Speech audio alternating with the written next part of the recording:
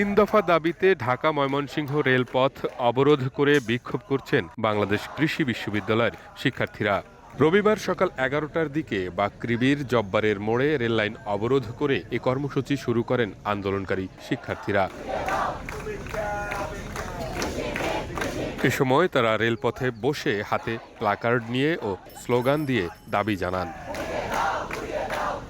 আন্দোলনরত কৃষি অনুষদের শিক্ষার্থীরা বলেন, বিএডিসি সহ সকল কৃষি গবেষণা ও সম্প্রসারণ প্রতিষ্ঠানে কৃষিবিদদের জন্য ১০ম গ্রেড উন্মুক্ত রাখতে হবে। ৯ম গ্রেডে নিয়োগ ছাড়া পদোন্নতি দেয়া যাবে না। কেবল স্নাতকধারীরাই কৃষিবিদ উপাধি ব্যবহার করতে পারবেন।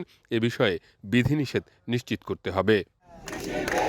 তারা জানান, এসব দাবি দীর্ঘদিনের হলেও এখনো বাস্তবায়ন হয়নি। দ্রুত দাবি না মানা হলে আগামীতে আরও কঠোর আন্দোলনের হুঁশিয়ারি দেন তারা।